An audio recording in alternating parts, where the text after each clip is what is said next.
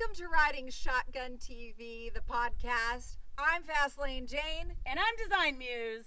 And we are here out in the beautiful Johnson Valley. And this is the beginning of our desert series.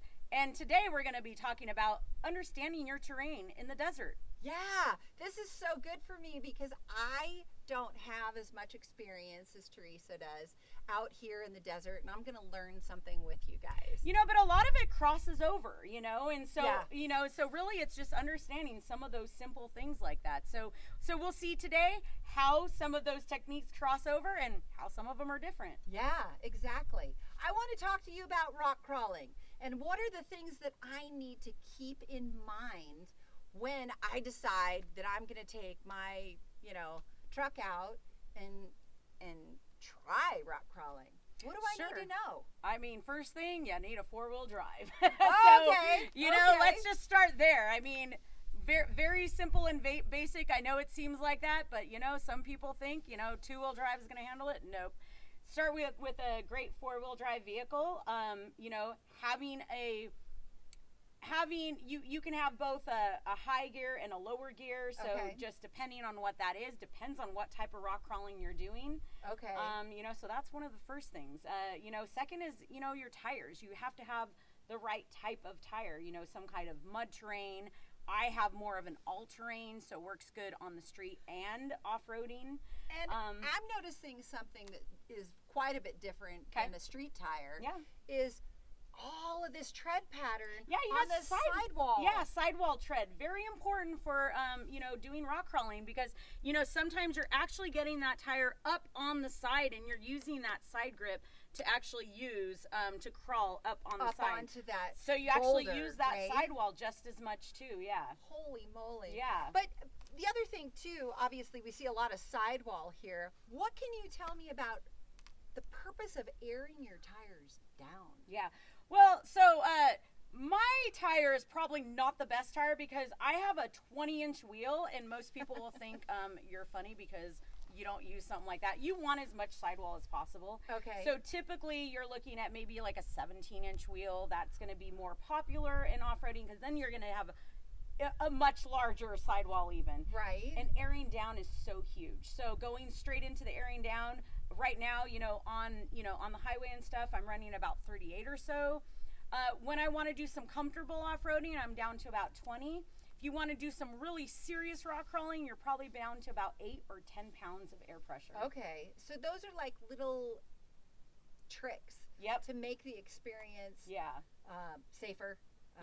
More, I hate to use the word more effective, but if I'm going to go out and I'm going to rock crawl, I'm going to be a little competitive at it, and I want to be really most effective, right? And then one of those other things that, the tire is really important, that wheel, doing that smaller wheel, also doing a bead lock, because when you're down to such a low pressure like that, having a bead lock that's gripping both sides of that tire to make sure it's not popping off, anything like that. So, those are things that racers use.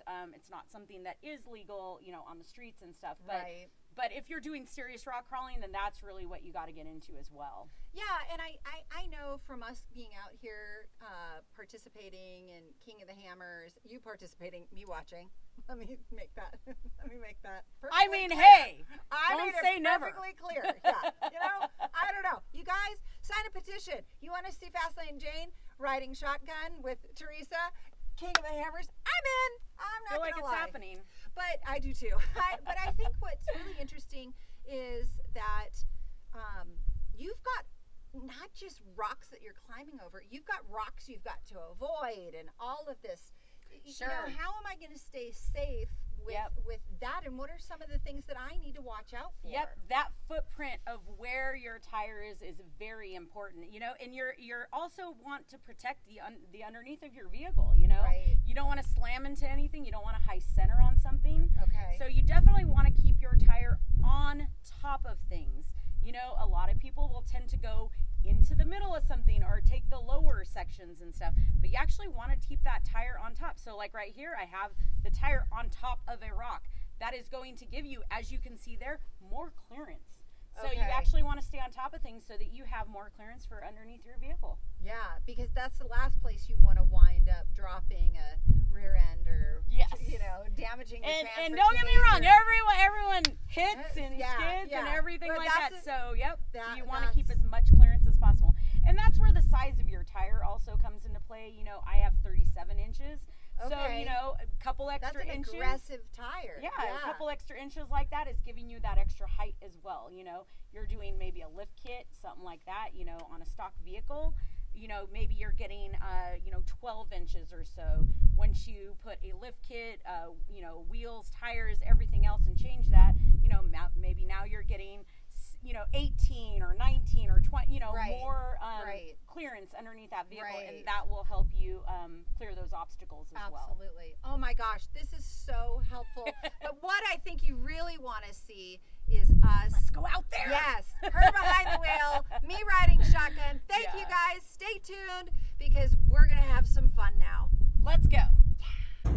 Okay, so I hopped in the car with Design Muse.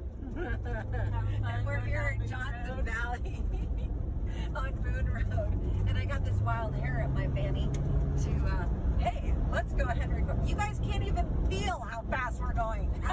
This does it justice. And I was telling Teresa, I know, I'm telling Teresa, I'm like, I think the only time that I'm, that I feel, okay, sorry, that was a dash shot. But the only time I've been here was when it's like totally packed and crowded. Oh man, this is insane. It's so much fun. Here she goes. I love it. Catching up, two-wheel drive is just fun. Back end was trying to sliding around, catching up with friends. It's just, Look at this, you guys. Whoa, woo! I wish I was a bit more stable, but what the heck? You're getting an idea of what fun this is. Live action. Look at this. This is live action. Okay. You know you wanted to do this on a Wednesday, right? But it's not. Oh, it is Wednesday. Dang. I'm like, yeah, look at this. This is crazy. Yeah, so what are you guys doing? What's your office look like today? Ooh. See, I already got a little stuck right there. Uh-oh. You feel the back end? I did. So, sand, two-wheel drive. That's what happens. So, keep momentum going. Yeah. Because when you stop, sink. Yeah, quicksand. Oh my gosh, this is amazing. Air out of those tires. Yeah, so that's it. Let some air out. Okay, well, we're gonna go to work.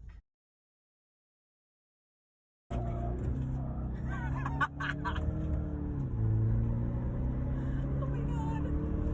Oh, I have traction control. I forgot. Oops. There we go. I was like, I have no brake, no pedal. Where is it? There it is. There it is. This is the best thing to do. Oh. Do it again. Oh, yeah. There we go.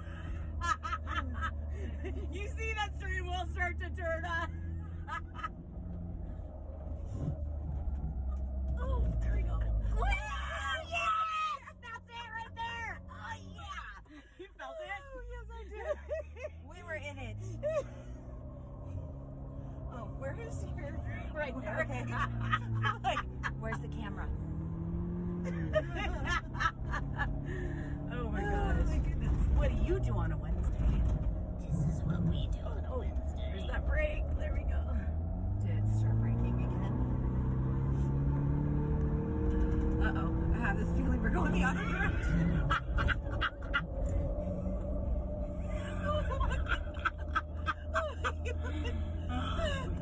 Come up okay, here. I think it's mostly because I'm laughing. I'm out of breath. I can't breathe.